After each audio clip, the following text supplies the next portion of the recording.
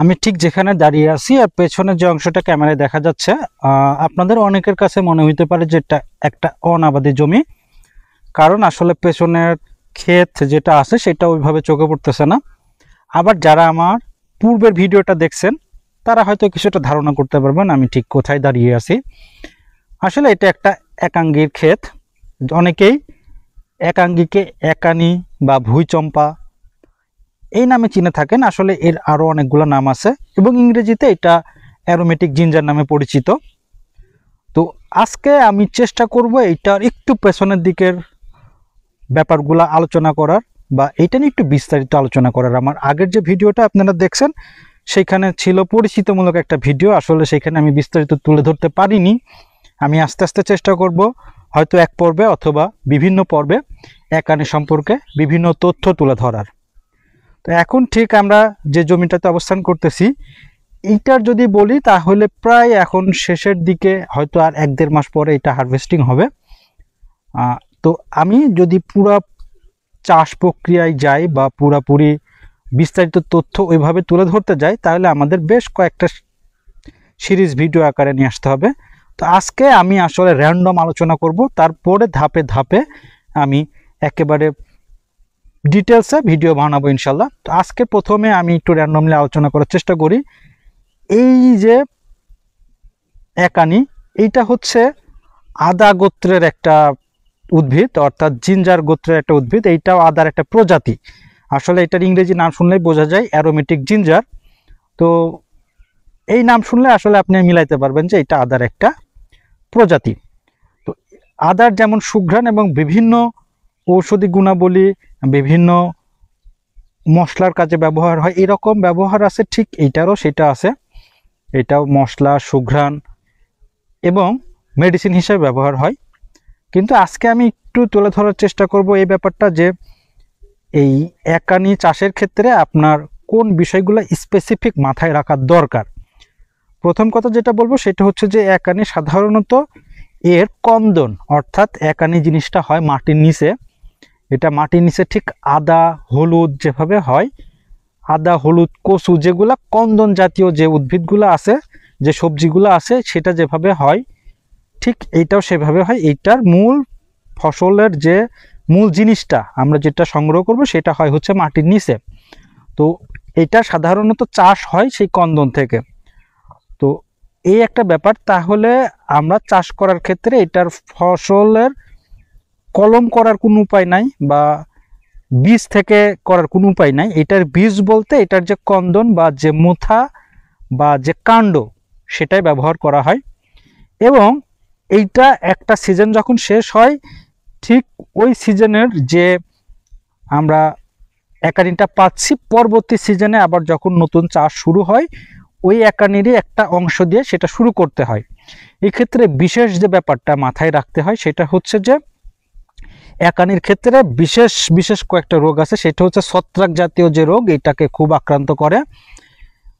এবং এই ছত্রাক জাতীয় রোগের একটা বিশেষ নাম আছে যেটা হচ্ছে কন্দন পচা। অর্থাৎ আমরা যেটা বলতেছিলাম যে একানির মূল যে অংশ সেটা হচ্ছে কন্দন বা মোথা। তো এই মোথাই যদি পচে যায় তাহলে তো আপনার ফসল ফলন কোনোটাই ভালো হবে না।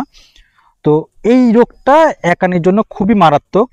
আর এই রোগটা সাধারণত দুইভাবে হয়, একটা হচ্ছে মাটিবাহিত, মাটির মাধ্যমে ছড়ায়, আর একটা হচ্ছে বীজ থেকে। অর্থাৎ আমি যখন এইটাকে রোপণ করব তখন যে কন্দনটা থাকে এইটা যদি মাতৃ যে জমি বা আগের যে জমিতে চাষাবাদ অবস্থায় ছিল সেইখান থেকে যদি কন্দন পচা রোগের যে ছত্রাক না নিয়ে আসে বা ওইটা রোগ বহন করে না নিয়ে আসে তাহলে পরবর্তীতে আমরা অনেকটা সেফ থাকতে পারি।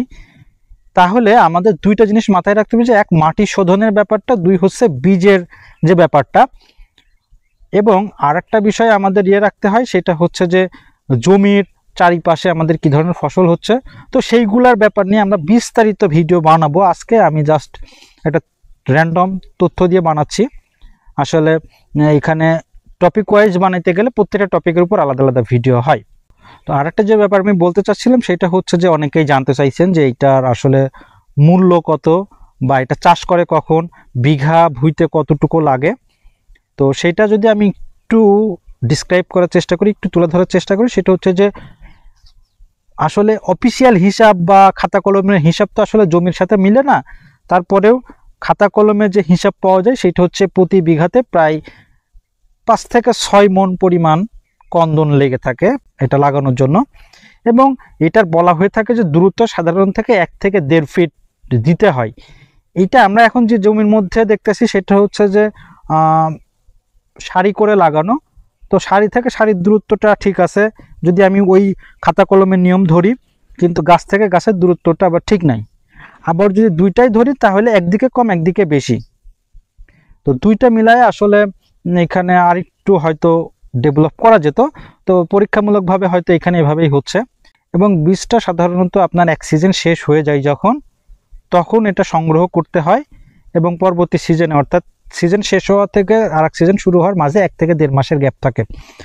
অর্থাৎ এইটা আপনার যদি আমরা হিসাবে যাই তাহলে এটা জানুয়ারি ফেব্রুয়ারির একটা সময় এটা উঠে এবং মার্চ এপ্রিল মাসের দিকে এটা লাগানো হয়।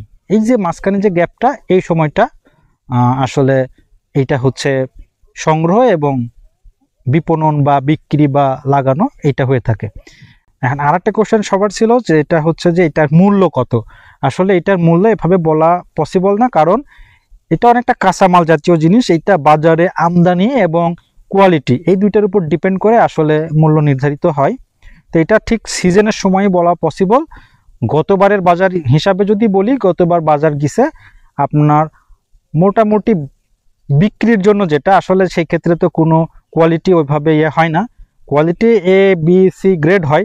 কিন্তু আমি যেটা বলতেছিলাম যে বীজের ক্ষেত্রে যেটা, বীজের ব্যাপারটা আলাদা, আর এমনি আপনার প্রসাধনী বা মেডিসিন কোম্পানির ক্রয় বিক্রয়ের ব্যাপারটা আলাদা।